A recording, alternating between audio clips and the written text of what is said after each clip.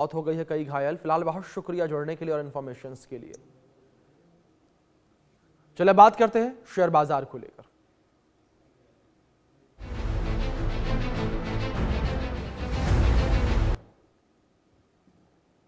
भारतीय शेयर बाजार के लिए 30 सितंबर 2025 का दिन उतार चढ़ाव से भरा हुआ रहा। शुरुआती कारोबार में मजबूती दिखने के बाद दोपहर तक लाल निशान पर चला गया और कारोबार के अंत में सेंसेक्स 97.32 अंक गिरकर बंद हुआ, जबकि निफ्टी 28.80 अंक नीचे रहा।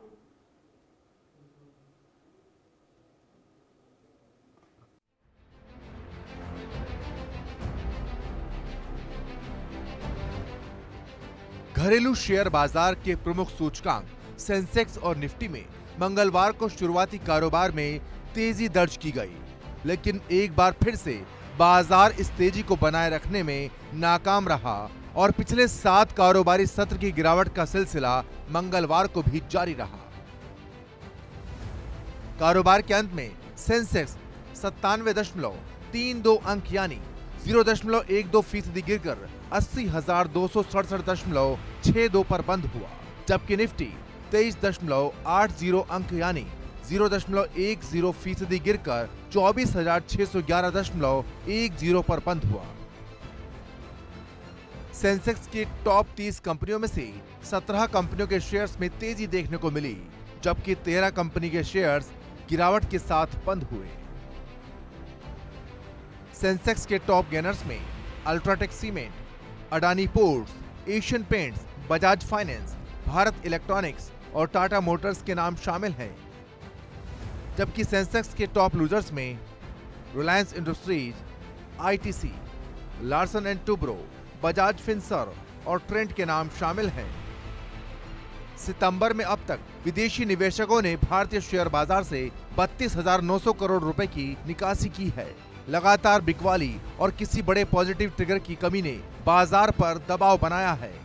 एक्सपर्ट्स के मुताबिक निफ्टी को 24,400 से लेकर 24,500 के स्तर पर मजबूत सपोर्ट मिल रहा है, लेकिन एफआईआई की बिकवाली और आरबीआई की पॉलिसी से पहले की सतर्कता बाजार की तेजी रोक रही है। तो वहीं अमेरिका से टैरिफ वार्ता पर सकारात्मक संकेत नहीं मिले हैं और H1B वीजा मुद्दा भी अटका हुआ है। इसका असर सीधे आईटी सेक्टर और खासकर टीसीएस जैसे स्टॉक्स पर पड़ा है। कंपनी के शेयर्स लगातार गिरावट झेल रहे हैं। Business desk, India news. तो वहीं हमारे साथ फाइनेंस और मार्केट एक्सपर्ट मनीष गुप्ता जी जुड़े हैं। मनीष जी, बहुत स्वागत आपका इंडिया न्यूज पर। और मनीष जी, सबसे पहला सवाल मेरा यहाँ पर यही है कि जिस तरीके से अगर बाजार को लेकर बात की जाए तो जब फेस्टिव सीजन शुरू नहीं हुआ था तब ये कहा जा रहा था कि फेस्टिव सीजन शुरू होने के बाद बाजार में एक बूम देखने को मिलेगा, लेकिन मनीष जी, बाजार में अभी भी वो तेजी जो है वो देखने को नहीं मिल रही। लगातार बाजार जो है वो स्थिर बना हुआ नजर आ रहा है। देखिए, जैसे ही मोदी जी ने जीएसटी के बारे में एक पॉजिटिव न्यूज सुनाई जी, बाजार झूमा और एक दिन 2 दिन झूम के जो मार्केट की तेजी का, जो बाजार की तेजी का जो शुरुआती फायदा है वो उन 2 दिनों में मिल गया। जीएसटी का बेनिफिट होके चला गया जी। लेकिन इसके साथ साथ जो अमेरिकी दबाव है, जो वीजा की बात है, टैरिफ की बात है, वो अभी भी माहौल को खराब किए हुए है। तो ऐसे में कहीं ना कहीं स्थिति ये बनती है कि मार्केट अभी लगभग इस सप्ताह फ्लैट ही रहेगा। देखिए, मोदी सरकार ने अभी तक अमेरिकी टैरिफ के बारे में कोई भी ऐसा पॉजिटिव स्टेटमेंट नहीं दिया है जिससे ये लगता हो कि ये मैटर सुलझने की दिशा में है। ऊपर से एक और खबर आ रही है कि अमेरिका किसी और एक सब्जेक्ट पे भी टैरिफ लगाएगा और वो ऑल वर्ल्ड के लिए लगाएगा। तो कहीं ना कहीं ऑल वर्ल्ड के लिए लगाएगा तो फर्क तो आएगा ही, लेकिन ओवरऑल अमेरिका एक्सपोर्ट बंद होगा तो इंडिया को डोमेस्टिक यूज बढ़ाना पड़ेगा। तो ये सब वो वजह है कि जो भी त्योहारी वार्ता है, त्योहारी मामला है, त्योहारी बढ़त है, वो भी नहीं शुरू हो पाई है। मुझे लगता है कि अब वो जब नवरात्र अब निकल गए हैं तो वो अब शुरुआती जो त्योहारी बात थी वो नहीं रहेगी। ऊपर से एसबीआई कुछ ऐसा रुख दे रहा है कि भाई रेपो रेट में कुछ चेंज होगा, उससे भी बाजार पर फर्क पड़ता है। अब आप समझिए, अब इंतजार हो रहा है कि जब जून खत्म हो गया, सॉरी अक्टूबर गया, सितंबर खत्म हो गया, तिमाही खत्म हो गई, तो अब इस तिमाही के जो आंकड़े आएंगे उस आंकड़ों पर बहुत डिपेंड करेगा मार्केट क्या होगा। क्योंकि जैसे ही कुछ कंपनियों के रिजल्ट अच्छे आते हैं तो मार्केट संभावना है कि ऊपर चढ़े। लेकिन जिस तरीके से फाइनेंशियल सेक्टर में हलचल देखने को मिली है, आरबीआई से कुछ ऐसे महत्वपूर्ण सूचनाएं मिली है कि लगता है कि बैंकिंग सेक्टर बेहतरीन जाएगा। आरबीआई के रेपो रेट में अगर चेंज होता है या कुछ आरबीआई अपनी कोई पॉलिसी में चेंज करती है तो कोई संभावना बनती है कि फाइनेंशियल सेक्टर उठेगा। ऐसे में लोग बैंकिंग और खास तौर पर सरकारी बैंकों के बारे में लोगों की पॉजिटिव राय है, ये मेरी अपनी कोई राय नहीं है। अब वहीं अमेरिका का प्रेशर लगातार बने रहने से आज और अगले 2-3 दिन मार्केट लगभग लाल निशान लेकर ही बंद देगा, ऐसा मुझे महसूस होता है। जी मनीष जी, दूसरी ओर इन्वेस्टर्स को अगर कोई सलाह देनी हो तो किस सेक्टर को लेकर आप सलाह देंगे कि आने वाले दिनों में कौन सा सेक्टर जो है सबसे ज्यादा बूम करता हुआ नजर आएगा? देखिए, आने वाले समय में पीएसयू, बैंकिंग सेक्टर अच्छे चलेंगे जी, और इसमें आप आगे बढ़ सकते हैं, फिर भी एक्सपर्ट की मदद लेकर ही आगे बढ़ें जी। और मेरी सलाह हमेशा ये रहती है कि हमेशा लॉन्ग टर्म के लिए इन्वेस्टमेंट करें। जी मनीष जी, दूसरी ओर अगर बात बाजार को लेकर जिस तरीके से हम कर रहे हैं और अमेरिका की तरफ से जो लगातार फैसले लिए जा रहे हैं, क्या आपको लगता है कि उन फैसलों का असर अभी भी बाजार पर पड़ता हुआ नजर आ रहा है? चाहे वो टैरिफ का फैसला हो, चाहे वो चाबहार पोर्ट को लेकर फैसला लिया गया हो, या फिर जिस तरीके से जो भारतीय दवाइयां अमेरिका में जाती हैं उनके ऊपर 100% टैरिफ लगाने का फैसला हो। देखिए, मैं वही कह रहा हूं कि मल्टीपल इफेक्ट होते हैं। एक तरफ अमेरिका लगातार कुछ फैसले ले रहा है, उससे शेयर मार्केट गिर रहा है।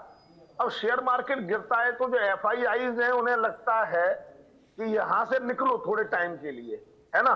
तो जब वो अपना पैसा निकालना शुरू करते हैं, जब एफआईआईज अपना शेयर बेचते हैं तो मार्केट में और उत्तरण होती है, तो उससे क्या है, मार्केट और गिरता है। ये देखिए, इस समय भारतीय शेयर बाजार बहुत मजबूत है और भारतीय निवेशक बहुत बड़ी संख्या में है, इसलिए एफआईआईज का अच्छा बड़ा वॉल्यूम होने के बावजूद बोलबाला नहीं हो पाता, वरना ये इफेक्ट इतना तेज होता कि भारत का शेयर मार्केट काफी गिर चुका होता।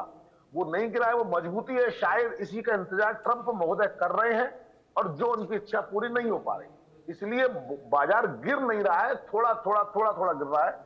तो 24.5 से 25.5 के बीच में ये घूमता रहेगा जब तक कि ट्रंप का मैटर जो है टैरिफ का मैटर रिजॉल्व नहीं हो जाता।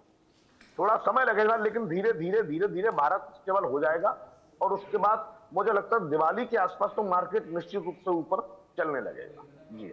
जी मनीष जी, जिस तरीके से आपने दीपावली का जिक्र किया, तो क्या ऐसे माना जाए कि दीपावली धनतेरस का जो वक्त होगा, जिस वक्त हम खरीदारी को लेकर बात करें, बड़ी संख्या में जो लोग हैं, जो इन्वेस्टर्स हैं, वो खरीदारी भी करते हैं, इन्वेस्टमेंट को लेकर बात करें लोग इन्वेस्टमेंट भी करते हैं, तो ऐसे में क्या बाजार में एक बढ़त जो है वो स्थिर बढ़त की बात करें वो देखने को मिलेगी? हाँ, बिल्कुल मिलेगी, क्योंकि त्योहार पर जो जिस तरीके से इंडिया की जीडीपी बढ़ रही है और नंबर 1 में सेल बढ़ रही है, क्योंकि आदमी के पैसे अब हाथ में कैश में नहीं है, बैंक में है, तो उसका रिजल्ट ये आएगा कंपनी की डायरेक्ट सेल बढ़ेगी, इससे रिजल्ट बेटर आएंगे। और जब त्योहार की एक बार सेल निकल जाती है तो अगले 2-3 महीने वैसे भी सुस्त निकलते हैं, तो इसलिए लोगों को पता है कि जो अभी फायदा उठा लो, आगे आने वाला टाइम थोड़ा स्लो रहेगा, तो ऐसे में दिवाली पर निश्चित रूप से लाभ होगा। अब इन्वेस्टर अगर चाहें तो अभी खरीदेंगे तो दिवाली तक उन्हें कुछ ना कुछ मार्जिन मिल सकता है। बिल्कुल मनीष जी, यही उम्मीद करते हैं हम कि मार्केट में लगातार जो उतार चढ़ाव की स्थिति देखने को मिल रही है, मार्केट स्थिर बने और जो इन्वेस्टर्स हैं उन्हें भी लाभ हो। फिलहाल बहुत शुक्रिया सर आपका जुड़ने के लिए और अपना कीमती वक्त इंडिया न्यूज़ को देने के लिए। वक्त एक छोटे से ब्रेक का है, बने रहें इंडिया न्यूज़ के साथ।